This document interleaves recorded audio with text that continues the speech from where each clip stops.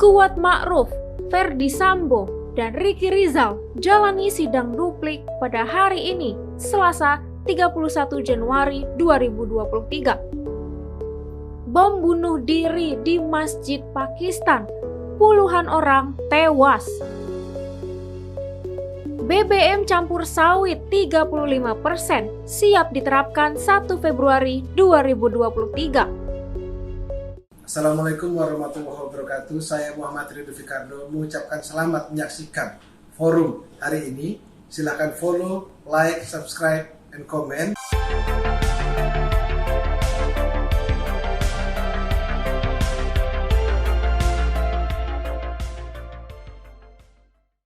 Halo Sobat Forum Keadilan, bersama saya Puspita Chandra Dewi. Inilah forum hari ini.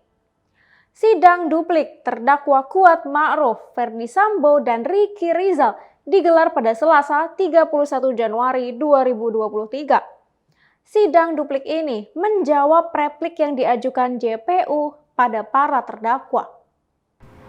Sidang duplik terhadap terdakwa Kuat Ma'ruf, Ferdy Sambo, dan Ricky Rizal dalam kasus pembunuhan berencana terhadap Brigadir Yosua Huta Barat digelar pada Selasa 31 Januari 2023 di Pengadilan Negeri Jakarta Selatan. Sidang duplik ini menjawab replik yang disampaikan jaksa penuntut umum beberapa waktu lalu. Selain itu, majelis hakim menyampaikan bahwa Kuat Ma'ruf dan Ricky Rizal akan menjalani sidang vonis pada Selasa 14 Februari 2023. Sedangkan Ferdy Sambo akan menjalani sidang vonis pada Senin 13 Februari 2023. Aksi teror bom bunuh diri kembali terjadi. Kali ini, bom bunuh diri terjadi di sebuah masjid di Pakistan dan menewaskan puluhan orang. Sebuah bom meledak di masjid dekat kantor polisi di Peshawar, Pakistan yang sedang dipenuhi jemaah pada Senin 30 Januari 2023. Ada sekitar 90 jemaah yang tewas dan lebih dari 170 lainnya luka-luka akibat peristiwa ini. Dikutip dari Reuters pada Selasa 31 Januari 2023, Kepala Polisi Peshawar Ijaz Khan mengatakan ledakan bom di Peshawar, ibu kota provinsi Khyber Pakhtunkhwa ini adalah bom bunuh diri. Bom bunuh diri tersebut diduga menargetkan polisi. Korban juga sebagian besar merupakan petugas kepolisian di provinsi itu. Pelaku pengeboman meledakkan diri sesaat sebelum salat asar dimulai dan masjid dipenuhi lebih dari 300 orang jemaah. Jumlah korban meninggal masih akan terus bertambah. Hal ini karena banyak korban yang belum ditemukan dan korban tewas yang belum teridentifikasi. Saat ini, penyelidikan sedang dilakukan untuk mengetahui apakah kelompok Tehrik-e-Taliban Pakistan atau TPP yang bertanggung jawab atas serangan tersebut. Anies Baswedan resmi diusung PKS untuk maju di Pilpres 2024 mendatang. Kabar ini disampaikan oleh Wakil Ketua Majelis Syura PKS, Sohibul Iman.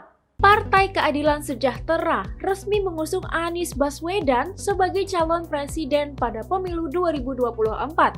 Pengumuman ini disampaikan oleh Wakil Ketua Majelis Syura PKS, Sohibul Iman, pada Senin malam 30 Januari 2023 di Bandara Internasional Soekarno-Hatta. Sohibul Iman bersama tim kecil Sudirman Said baru saja kembali dari Istanbul bertemu dengan Ketua Majelis Syura PKS Salim Segaf dan Presiden PKS Ahmad Syahiku. Ada dua pesan yang disampaikan Sohibul Iman dari hasil koordinasi dengan pimpinan PKS di Istanbul. Pertama, yakni PKS konsisten menjadi bagian dari koalisi pendukung Anies di Pilpres 2024, sehingga koalisi ini memenuhi presidensial threshold 20% kursi di DPR. Sebagaimana ditunjukkan dalam tim kecil koalisi partai-partai pendukung Anies Rashid Baswedan, PKS konsisten menjadi bagian dari koalisi partai-partai pengusung Anies Rashid Baswedan tersebut di Pilpres 2024. Sehingga koalisi ini memenuhi presidential threshold 20%. Kedua, yakni PKS akan menyampaikan dukungan eksplisit organisatoris kepada Anies Baswedan sebagai bakal capres dalam rapat Badan Majelis Syura PKS yang bersamaan dengan Rapat Kerja Nasional DPP PKS pada 24 Februari 2023. Namun tidak menutup kemungkinan deklarasi tersebut akan dipercepat. PKS akan menyampaikan dukungan eksplisit organisatoris kepada Bapak Anies Rashid Baswedan sebagai Bacapres 2024-2029 pada rapat Badan Pekerja Majelis Syuro PKS yang bersamaan dengan Rapat Kerja Nasional atau Rakernas DPP PKS pada tanggal 24 Februari 2023. Meskipun demikian, tidak tertutup kemungkinan akan terjadi percepatan sesuai dengan dinamika politik yang berkembang. Sohibul Iman mengungkapkan, PKS memberikan dukungan kepada Anies Baswedan berdasarkan sejumlah pertimbangan. Di antaranya, Anies merupakan sosok simbol perubahan, memiliki karakter yang nasionalis dan religius, serta memiliki elektabilitas yang memungkinkannya memenangkan pemilu 2024 mendatang. Sebelumnya, Partai Demokrat juga telah resmi mengusung Anies Baswedan pada Pilpres 2024. Pengumuman tersebut disampaikan oleh Ketua Umum Partai Demokrat Agus Harimurti Yudhoyono pada Kamis 26 Januari 2023. Pemerintah mengumumkan akan menerapkan BBM campur kelapa sawit 35% atau B35 pada Februari 2023. B35 ini akan masuk ke seluruh transportasi nasional yang menggunakan bahan bakar biodiesel. Pemerintah akan resmi menerapkan BBM campur sawit 35% mulai 1 Februari 2023. Persentase campuran minyak sawit mentah pada bahan bakar minyak yang sebelumnya berjumlah 30%, B30 akan menjadi 35%. B35. Pengumuman ini disampaikan oleh Deputi Bidang Koordinasi Pangan dan Agribisnis Kementerian Koordinator Bidang Perekonomian Musdalifah Mahmud dalam acara Energy Corner Special B35 Implementation di Kementerian Koordinator Bidang Perekonomian Jakarta Pusat pada Selasa 31 Januari 2023. Kemenko Perekonomian selaku Ketua Komite Pengarah BPD PKS bersama dengan Kementerian Energi Sumber Daya Mineral sebagai pembina baik kepada BUBBN maupun kepada BUBBM dan BPD PKS hari ini bekerja sama menyelenggarakan talk show Energy Corner Special Implementasi Biodiesel B35. Diskusi hari ini kami harapkan akan meningkatkan kesepahaman yang lebih baik lagi dari seluruh stakeholder, utamanya pengguna biodiesel B35 dan memberikan informasi kepada seluruh masyarakat. B35 akan masuk ke seluruh transportasi nasional yang menggunakan bahan bakar biodiesel. Pemerintah memiliki dana dari Badan Pengelola Dana Perkebunan Kelapa Sawit atau BPD PKS untuk menjalankan program B35 ini. Dana tersebut terkumpul dari iuran ekspor sawit yang diprakarsai bersama para stakeholder, baik pemerintah maupun pelaku usaha dan petani sawit. BPD PKS bertugas mendukung Kementerian ESDM menjalankan energi mix, menghimpun dana pungutan ekspor, mengelola dana, serta menyalurkannya kembali ke sektor kelapa sawit. Program B35 diharapkan mampu menghemat devisa, meningkatkan bauran energi terbarukan, menciptakan lapangan kerja baru, menurunkan emisi gas rumah kaca, serta agar masyarakat bisa menghirup udara yang lebih baik.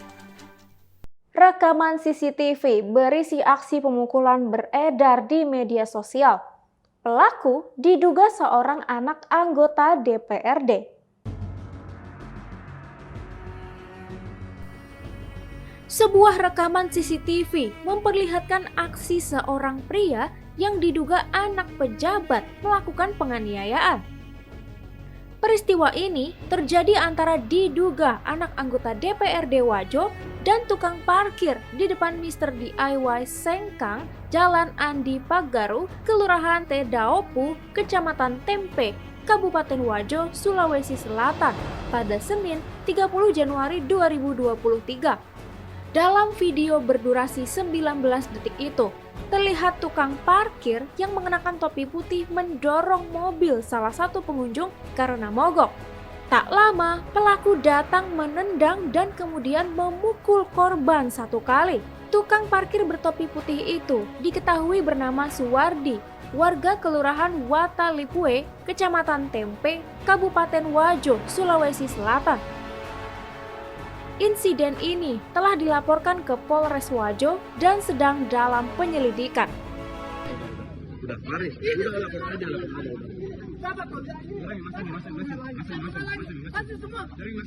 Sikut-sikutan antara PDIP dan Partai Nasdem kembali terjadi. Kali ini mengenai reshuffle kabinet yang kabarnya akan segera dilakukan. Sekjen PDIP Hasto Kristianto diketahui beberapa kali menyentil Menteri Pertanian Syahrul Yassin Limpo. Hasto menyebut menteri asal Partai Nasdem itu sebagai sisik gelap politik Indonesia terkait dengan impor beras dan data yang tidak benar tentang pangan. Hasto juga menyebut bahwa partainya telah memberi masukan kepada Presiden terkait reshuffle kabinet.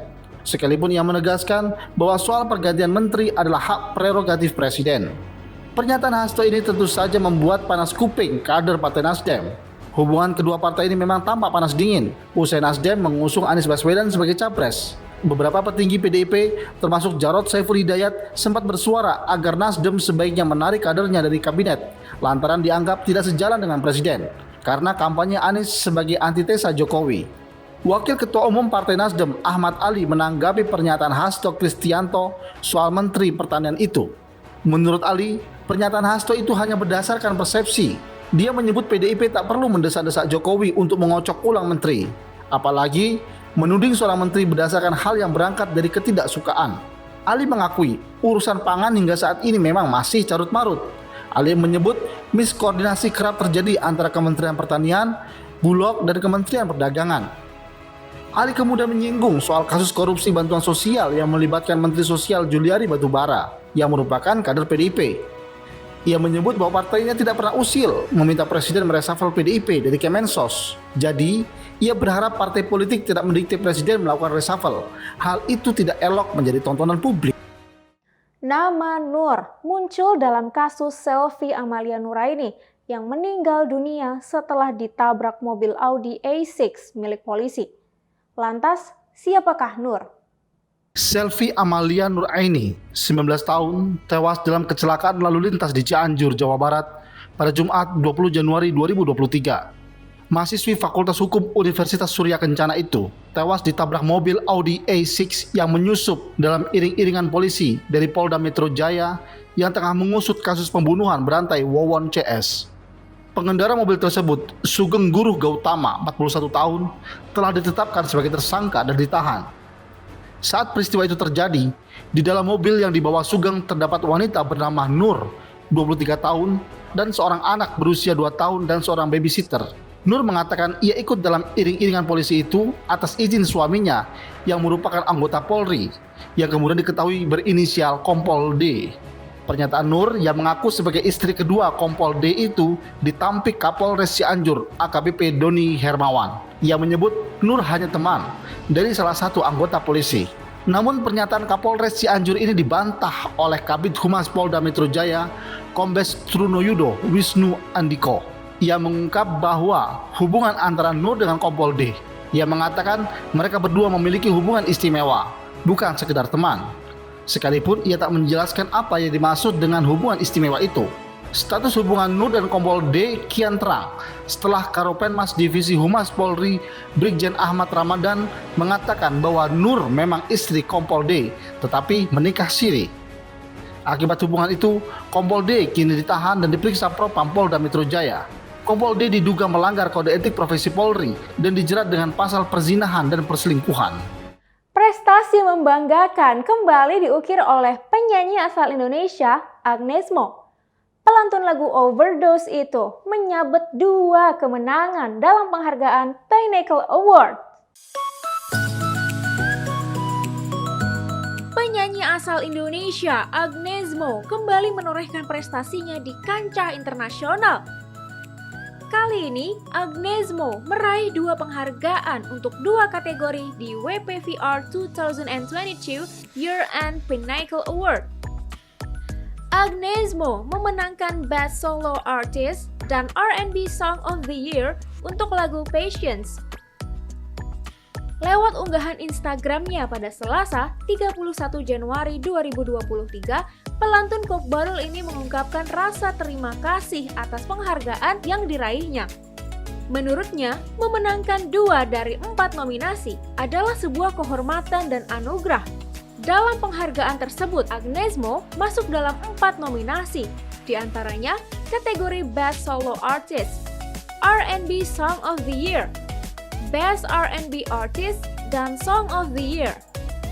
Dia bersaing dengan nama-nama besar lain, yakni Justin Bieber, Dua Lipa, Ed Sheeran, dan Harry Styles dalam kategori Best Solo Artist.